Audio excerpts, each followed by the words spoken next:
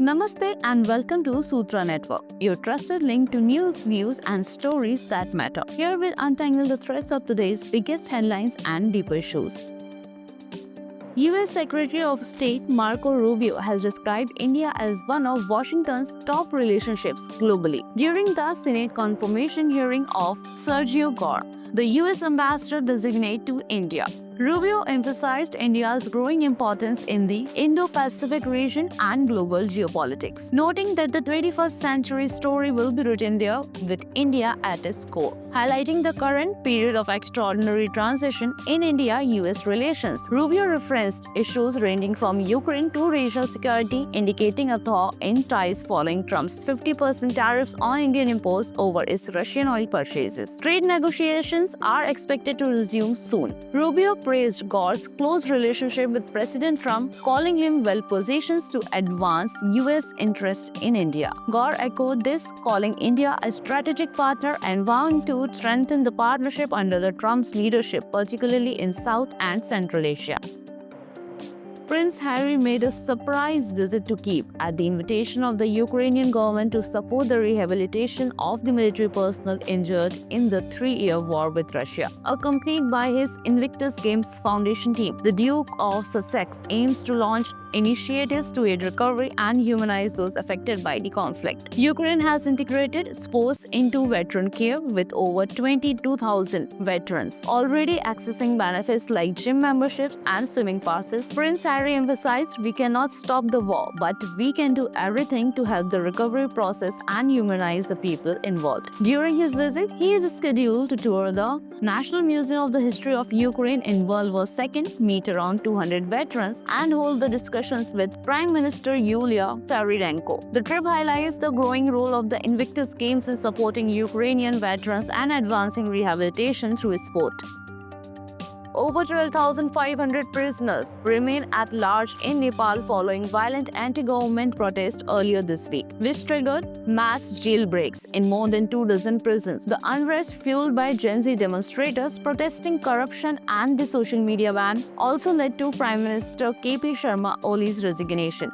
Initially, around 1,500 inmates escaped, with many recaptured, including near the India-Nepal border. But thousands are still unaccounted for. In response, India has tightened security along the 1,751-kilometer border, deploying approximately 60,000 SSB personnel across Uttar Pradesh, Bihar, Uttarakhand, West Bengal, and Sikkim, conducting enhanced surveillance, joint patrols, and flag marches. About 60 individuals suspected to escapees have been apprehended. In Kathmandu Valley, police are gradually resuming operations, reopening damaged stations, and collaborating with locals in repair and cleanup drives. During the unrest, the Nepali army temporarily took charge to restore order. Utah Governor Spencer Cox has warned that Russia and China bots are spreading disinformation and inciting violence online following the assassination of conservative activist Charlie Kirk at Utah Valley University. Kirk, a close ally of Donald Trump, was shot on Wednesday and the perpetrator remains at large. At a press conference, Cox said, "Officials are monitoring a surge of disturbing social media posts. Our adversaries want violence. We have bots from Russia, China, all over the world trying to instill disinformation," he said, urging citizens to disconnect from online feeds and spend time with family. Conspiracy theories, graphic footage, and online views have proliferated since the shooting, with Trump blaming the radical left. Cox confirmed the state will pursue the death penalty if the killer is caught. The warning underscores the growing role of foreign influence campaigns, exploiting social media to manipulate public opinion and encourage unrest. During a YouTube chat with Zayn Lowe, Ed Sheeran praised Shah Rukh Khan's Om Shanti Om, liking into the cultural impact of Star Wars. Recalling his India tour while shooting Sapphire, he marveled at India's cinematic diversity, calling the film a wealth of discovery with his songs, dance, and larger-than-life appeal. Ed also discussed his connection with Arijit Singh, calling him India's version of me, and sharing memories of performing Perfect together. Highlighting Sapphire as his most important song, Ed emphasized the deep bond he feels with the Indian diaspora and country's music culture.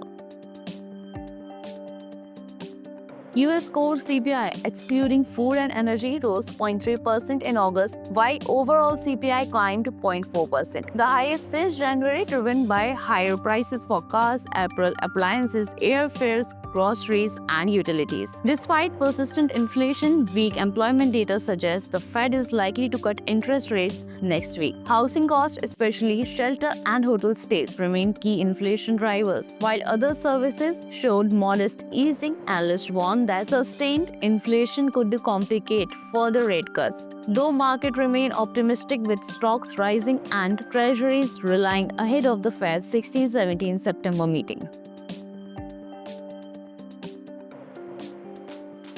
Strategic military airlift moves tanks, helicopters, and disaster relief across continents. The world's 5 largest cargo aircraft are the Antonov AN-124, Lockheed C-5M Super Galaxy, Boeing C-17 Globemaster, Alucin Second-76, and Airbus A400M. The AN-124 carries 100 to 120 tons, mainly used by Russia, while the C-5M lifts 127 tons for the US over long distances. The versatile C-17 carries 75 tons and operates from short runways. India has 11, making it the largest non-US operator. The second 76 is rugged and adaptable, and the A400M bridges tactical and strategic tasks. India's fleet ensures strong regional and strategic lift.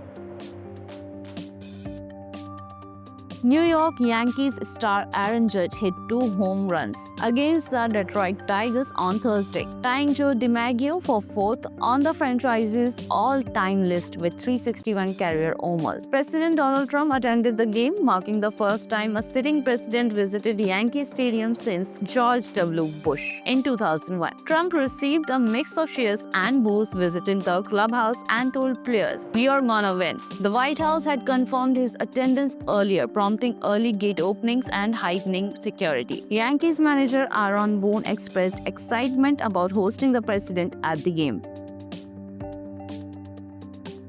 NASA has barred Chinese nationals from accessing its facilities, data system, and meetings starting September 5th. Citing national security and rising US-China space competition, the move reinforces a long-standing US law from 2011 that prohibits collaboration with China over concerns of spying and intellectual property theft. Acting NASA Chief Sean Duffy highlighted China's ambition to return to the moon before the US, making lunar resources a strategic priority. The ban reflects growing distrust, tighter visa controls, and heightened scrutiny of Chinese researchers amid espionage concerns. Lawmakers, including Senator Ted Cruz, support securing US leadership in space before China gains a dominant position.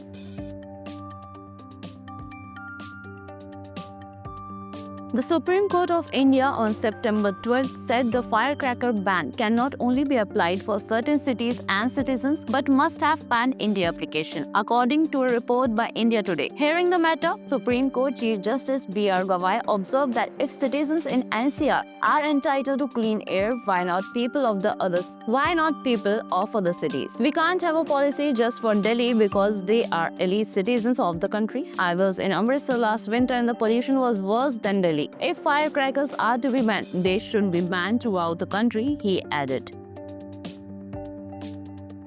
Air turbulence, already the leading cause of in-flight weather injuries, is worsening due to climate change, rising temperatures at cruising altitudes, intensified jet streams, and wind shear. Increasing clear air turbulences, which is invisible and dangerous. Studies show turbulence frequency has risen 60 to 155% across regions like the North Atlantic, North America, and East Asia. Climate change also fuels stronger storms, compounding risk. Airlines are responding by encouraging seatbelt use, ending cable service early, and exploring advanced forecasting and LiDAR technology. Experts stress that cutting greenhouse gas emissions and adopting cleaner aviation fuels remain crucial to mitigating turbulence and climate impacts on air travel. Now time for today's tale from India's glorious past. The Battle of Chinhat on June 30, 1857 near Lucknow saw Indian rebels under Barakat Ahmad decisively defeat Sir Henry Lawrence's British forces. Ambushed and weakened by defections, the British suffered heavy losses and retreated to the Lucknow Residency, triggering a siege. Lawrence was fatally wounded, and the victory gave a major morale boost to the rebels while exposing British vulnerability early in the rebellion.